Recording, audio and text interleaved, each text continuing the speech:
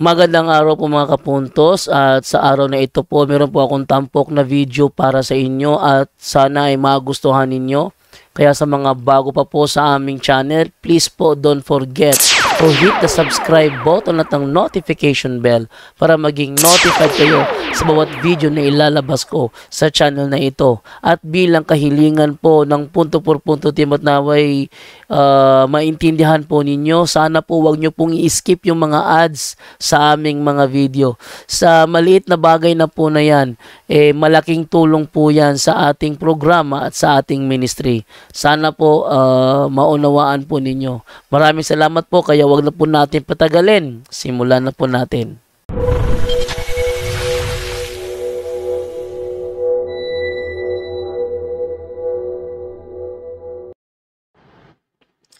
Mga kapatid, magandang gabi po sa inyong lahat at kumusta po kayo? At sana po ay nasa mabuting kalagayan po kayo. Bago lang tayo nakauwi galing sa office, no? So, tatlo yung na-exercise natin.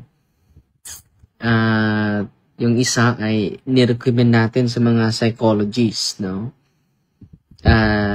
Yung dalawa, kailangan din ng psychologist nag-react yung dalawa. Okay? So, mag-react or hindi, psychological, lalo na psychological, recommend natin sa mga dalubhasa. Yung mag-react din, i-recommend din natin. Dahil complex po yung tao yung mga pasyente, complex. Okay? Salamat tayo dito sa ating sa ating diocese, merong pagpakabuhi center. Doon po yung mga expert, mga psychologists, mga psychiatrists po. Ang ating diocese po ng Tagbilaran. Okay? So mag-angelos muna tayo in the name of the Father and of the Son and of the Holy Spirit. Amen. The angel of the Lord declared unto Mary, and she conceived of the Holy Spirit. Hail Mary, full of grace, the Lord is with you. Blessed are you among women, and blessed is the fruit of the womb, Jesus. Holy Mary, Mother of God, pray for us sinners now at the hour of our death. Amen. Behold the handmaid of the Lord, be it done to me according to your word. Hail Mary, full of grace, the Lord is with you. Blessed are you among women, and blessed is the fruit of the womb, Jesus. Holy Mary, Mother of God, pray for us sinners now at the hour of our death. Amen. When the Word was made flesh and dwelt among us, Hail Mary, full of grace, the Lord is with you. Blessed are you among women, and blessed is the fruit of the womb, Jesus. Holy Mary, Mother of God, pray for us sinners now at the hour of our death. Amen. Pray for us, O Holy Mary, Mother of God, that we may be made worthy of the promises of Christ. Let us pray. Pour forth, we beseech you, Lord, your grace into our hearts, that as we have known the incarnation of Christ, your Son, by the message of an angel, so by his passion and cross, we may be brought to the glory of his resurrection, to the same Christ our Lord. Amen. In the name of the Father, and of the Son, and of the Holy Spirit. Amen. So greetings muna tayo mga kapatid, no? Eucharist yung pag-uusapan natin mga kapatid. Ang unang nanood sa atin, si Eva Abonilio Bobier. No? Salamat po. Salamat tayo sa unang star sinners natin. Si Sister Gladys Santillan Pinili Simporios. Salamat Sister Gladys. At si Bastasa Clint Philip, pangalawa. Si Joy Hansel Conyales. Good evening po, Father. Watching from Balay City. God bless you and keep you safe always. Si Ansi B. Alcoy nanood sa atin. Si Algo, lagi ito, Junior. Good evening po from Riyadh, Saudi. God bless you, Father. So, kanina, ang daming lumibisita sa atin. Merong from Zamboanga City, no? Galing pa sila sa Abu Dhabi. Tumunta agad dito. Dahil meron siyang mga spiritual harassment at i-process pa natin yun. At siguro kung mag-react siya bukas ay Well, close ang ating office sa Saturday dahil sa sports and evangelization po. So, ang nangyari mga kapatid, ay ano natin sila, kung mag-react siya sa Sunday na mas solemn exercise dahil marami pa mga questioners, marami pang narrative story na gagawin niya bago natin maibigan niya yung solemn exorcism kung mag-react man. So, meron mga mystical phenomena na kanyang na-experience na while nag-uusap kami sa kanyang nanay kanina. Okay. Si Arlene Cabalya, good evening po. Father Darwin, watching from Minglanilla, Cebu. God bless dre. Si Bob na Amet Signable, nanood sa atin. Si Maria Tuwal, maayong gabi, Father. Si Merlin Miloria Arabaca, hello Father, maayong gabi. Naghuwat jud ko sa live. Manglakaw mi. Ang lakaw di mo pwede naman mina while in the car. Wilma Cabunada, Santiago, maayong gabi, Father. Si Adoro Hugo Hermo Cilia, good day, Father. So ngayon mga kapatid, i-share ko sa inyo about the Catechism of the Eucharist, mga kapatid. So, nung isang live natin is patungkol yun sa penitential rite, no? After penitential rite, mga kapatid, pa-shout out Father si Stanley, follower nimo. Si Dudong email, no? So, after the penitential rite is Gloria. Di ba, Gloria? We pray, ano ba itong Gloria? We pray for peace, and within seconds, we proclaim our prayers fulfillment. Glory to God in the highest, and peace to His people on earth. This prayer has been around since at least the 2nd century.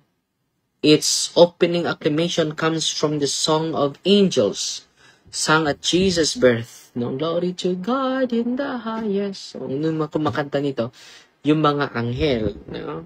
Luke chapter 2 verse 14. Babasahin muna natin, ha? Luke chapter 2 verse 14. Mag-study muna tayo. Luke chapter 2 verse 14. Search muna natin.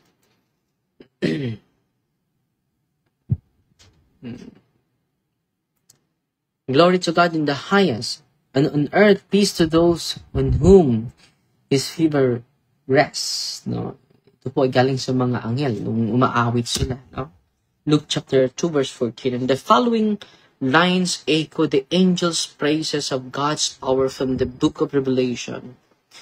Especially Revelation 15:3. Babasahin din natin. Revelation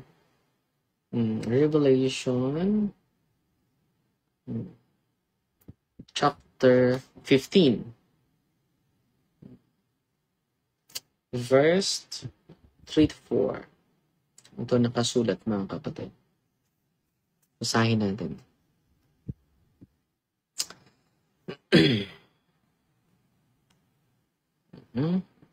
Ito nakasulat, mga kapatid. And sang the songs of God, the song of God's servant Moses and of the Lamb. Great and marvelous are your deeds, Lord God Almighty. Just and true are your ways. Ito natin sa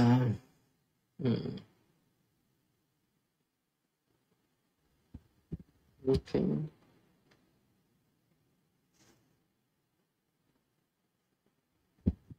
Great and marvelous are your works, Lord God, the Almighty, righteous and true are your ways. King of the nation who will not fear you, Lord, and glorify your name. For you alone are the Holy One, for all the nation will come and worship before you. For your righteous acts have been revealed. So dito mga kapatid, the following lines echoing the angels' praises of God's power, yung Gloria in excelsis Deo. We praise God immediately for the blessings we just prayed for. So dito mga kapatid, yung awit natin ng Gloria, yun po ang pagpasalamat natin, pag-praise, pagpuri sa Panginoon. Glory to God in the highest. Ang ganda po. No? That's our testimony of God's power. That's His glory. Jesus said, whatever you ask in my name, I will do it. That my Father may be glorified in the Son. If you ask anything in my name, I will do it. Yun po yung promise ni Kristo. Mababasa natin yan sa John chapter 14 verses 13 to 14. The Gloria cries out with joy. So, maliit lang yung moment of silence sa Kyrie eleison. Lord have mercy. It is penitential, right? And then, magdidiwang naman tayo in praising the Lord. No?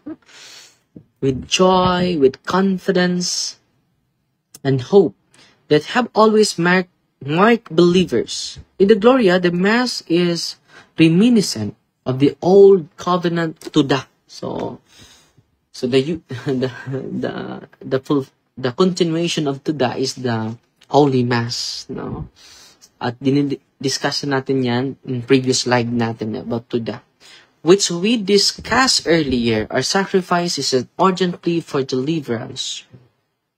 But at the same time, it is a celebration and thanksgiving for that deliverance. That's the faith of someone who knows God's providential care. That's the Gloria. So when we sing Gloria, mga kapatid, pinupuri natin ang Panginoon. Yan po ang pagpasalamat natin sa Panginoon dahil marami tayong mga problema pero marami pa ring blessing na ating natanggap galing sa Kanya. No? Sana po ay damang-daman natin yung ating dasal na Gloria.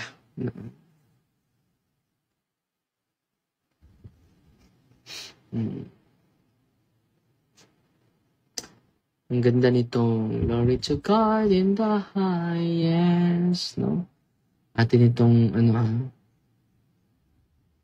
ating babasahin yung Gloria in excelsis Deo. Yung Latin ito. So, balik muna tayo.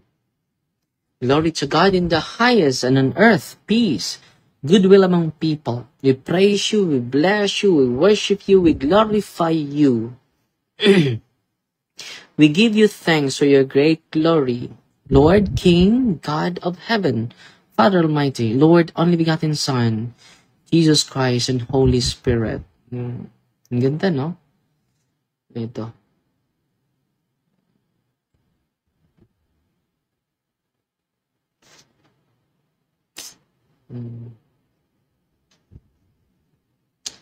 Ito yung kompleto po ito. Glory to God in the highest, and on earth peace to people of goodwill. We praise you, we bless you, we adore you, we glorify you, we give you thanks for your great glory.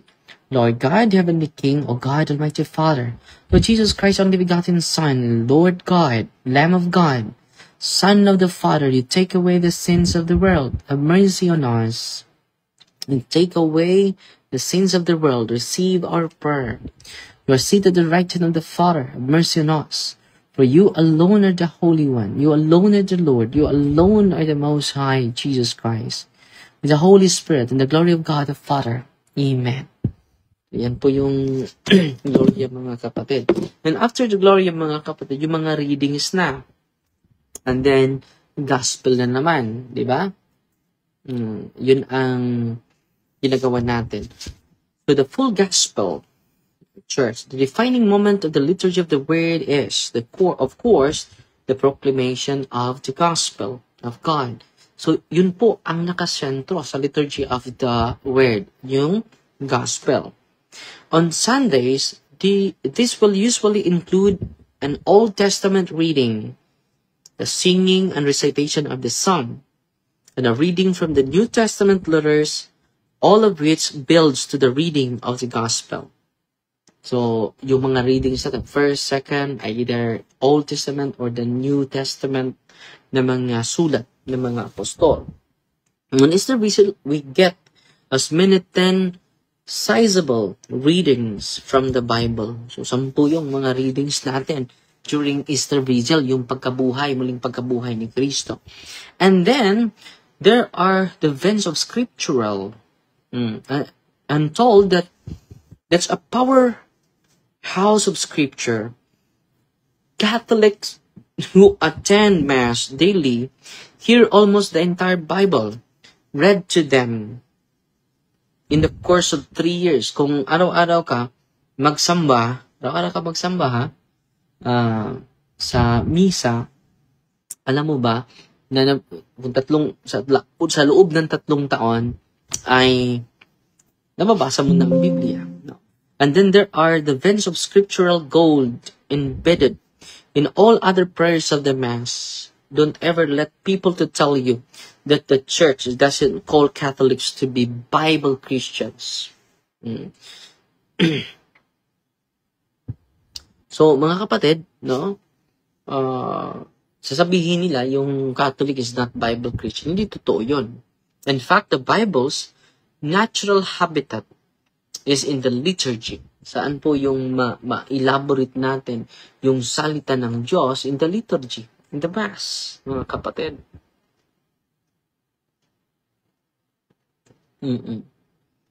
Faith comes by hearing. Romans chapter 10 verse 17. Saan ang galing yung faith natin? From hearing. Well, nakikinig tayo sa first reading, nakikinig tayo sa homily, nakikinig tayo sa psalm, nakikinig tayo mabuti sa ebanghelyo. Faith comes by hearing. St. Paul said, Romans chapter 10 verse 17, notice that he did not say, faith comes from reading. No, hindi niya sinabi na faith comes from reading. In the early centuries of the church, there were no printing presses where people could not afford to have the Gospels. Mahal po kapag tayo. So, copied out by hand, and many people couldn't read anyway. So, where did Christian receive the Gospel? In the Mass. Kailan sila nakareceive na Ebanghelyo? Sa pamagitan ng misa po. And then, as now, they got the full gospel. Dahil, na-print na po. Meron ng maraming printing press. The readings you hear at Mass are pre-programmed for a 3-year cycle in the book called Lectionary. Sa 3 years, mga kapatid, kung babasahin mo yan araw-araw, nabasa mo na ang Biblia sa buong 3 years. This book is an effective antidote to a tendency I had. Itong lectionary, mga kapatid, is the best antidote. No? I had, sabi ni, as a Protestant preacher, to target my favorite texts and preach on them again and again. So, sa pastor pa daw siya, pipili lang siya favoritong teksto niya at pabalik-balik. I could go years without touching some of the books of the Old Testament. So, hindi ko mababasa yung mga aklat sa ibang Old Testament. Pero itong lectionaryong ito ay mapili talagang mabasa tayo. No, kung mabasahin natin araw-araw yung first reading, second reading, o nagsasamba ka araw-araw, nabasa mo ang buong Biblia for 3 years. No? I could go years without touching some of the books of the Old Testament. This should never be a problem for Catholics who regularly attend Mass. Kung nag-a-attend tayo ng misa, mga kapatid, araw-araw, for 3 years, nababasa natin na yung buong Biblia. So, kita ninyo, itong lectionary, mga kapatid, sabi ni Scott Hahn, no? Ang Katoliko talaga is a Bible base, mga kapatid. We can't be too attentive during the readings. They are a normal and essential preparation for our Holy Communion with Jesus. One of the great scripture scholars of the early church, Origen, 3rd century, urged Christians to respect Christ's presence in the gospel as they respect His presence in the host. Kung nagrespeto sila nagrespeto sila sa salita ng Diyos, lalong-lalo na sa presensya ni Kristo sa Eucharist. Babasahin natin yung sinasabi ni Origen. Sa 3rd century pa po ito. You who are accustomed to take part in the divine mysteries know, when you receive the body of the Lord, how you protect it with all caution and veneration, lest any small part fall from it. No. Nirespeto nila yung kahit yung mga tiny particles na nahulog galing doon. Lest anything of the consecrated gift be lost. For you believe and correctly that you are answerable if anything falls from there by neglect. So, kailangan yung nireceive ninyo ng banal na katawan ni Kristo, kailangan yung mga tiny particles, no? Dahil mananagot tayo dyan, no? Because of negligence, no? That you are answerable if anything falls from there by neglect. So, yung mga particles na nandyan sa kaimay mo, kung by hand, you receive by hand, kailangan kukunin mo lahat. No? You are answerable. No? Anything falls from there by neglect. But if you are so careful to preserve his body, and rightly so, how do you think that there is less guilt to have neglected God's word than to have neglected His body? So, kailangan sa mga nanood ngayon, very important po itong sinabi ni Origen, one of the church fathers of the church in the 3rd century. Malinaw na malinaw, ha? Kung mag-neglect tayo, negligence, hindi natin uubusin lahat, pati na yung particles na nasa kamay natin. We are answerable by God, mga kapatid. Sana po nakinig po kayo, no? Nito, mga kapatid. 7 centuries later, the Second Vatican Council echoed this ancient teaching for our own time. No?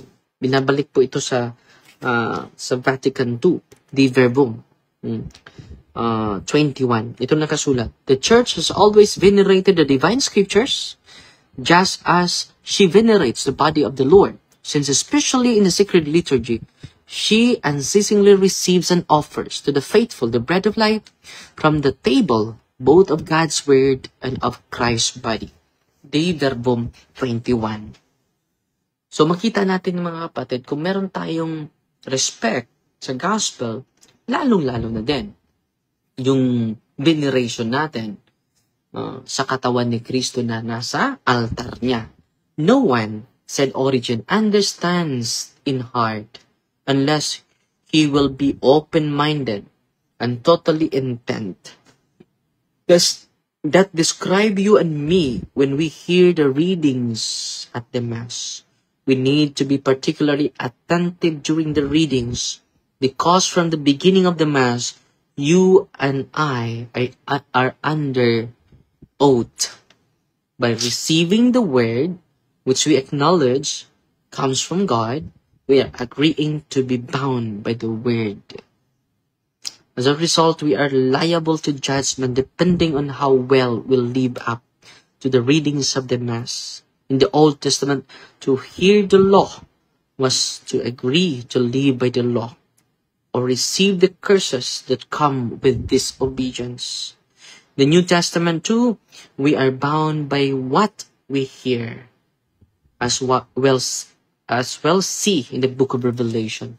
So yan po mga kapatid, ang ganda ng quotation ni Dr. Scott Hahn, ni Origen, mga kapatid. We are answerable, mga kapatid, of all the things that we hear in the gospel. As long as we are so attentive to His word, gradually we transform ourselves, we transform our mind, we transform our heart into new man, and it is the Christ in us, mga kapatid. Okay? Sana po ay natuto po kayo. Ngayon, kaunti lang, dahil meron pa tayong invitation ngayon. Hinay mo signal diri, Father. Bakit mahina yung signal ninyo, no? Pasalamat na lang ako sa mga star senders natin. Wala daw star symbols. Merong mga pagkakataon po na ganun. Si Sister Gladys, hi Padre, good evening, and to everyone here watching. Nagpadala sa atin ng 100 stars, si Sukay Garpol, nagpadala ng 100 stars, salamat po, at si Yaji Kawai. No? Good evening, Father, please help us pray for the recovery of Ate Nides Midilo. Kasama namin sa GKK na sa ICU po siya ngayon. God bless you, Father. So, isasali natin sa prayer natin, lalo na sa Rosario po. Joy Alfanta Fernandez, no star icon pads. Unsa to nga libro, Father? Si Frankie Reyes. Ito po, Lamb's Supper po. No? Dr. Scathan po. Very nice. Maria Lourdes Timbal, very nice. Hi, Father. Maayong gabi from Minglanilla, Cebu. So, nasagot ko na, Frankie, no? Igay Berdira Kahulugan, no? Father, i-pray mo ako para mapagaling na akong sakit na gibati. 2 weeks na po ito. Go to the sacrament po, kapatid. Receive the sacrament of confession and relenting of the sick and receive the Eucharist po. And then magpatingin ka din sa doktor. Si Algo Jr., thank you po. Si Lucy Rugon Abugan, happy, amen. Si Gracie Quintalnelia. Good evening, Father. Si Maria Lourdes Timbal. At sa lahat ng mga nanood sa atin. So, mga kapatid, fight Team Maria. Accept thee with a humble heart, ha? In the name of the Father, and of the Son, and of the Holy Spirit. Amen. Our Father, who art in heaven, hallowed be thy name. Thy kingdom come, thy will be done on earth as it is in heaven. Give us this day daily bread, and forgive us our trespasses, as we forgive those who trespass against us. And lead us not into temptation, but deliver us from evil. Amen. Hail Mary, full of grace, the Lord is with you. Blessed are you among women, and blessed is the fruit of the womb, Jesus. Holy Mary, Mother of God, pray for us sinners, now at the hour of our death. Amen. In the name of the Father, and of the Son, and of the Holy Spirit. Amen. Fighting Maria, the taxi of thee with a humble heart po. God bless.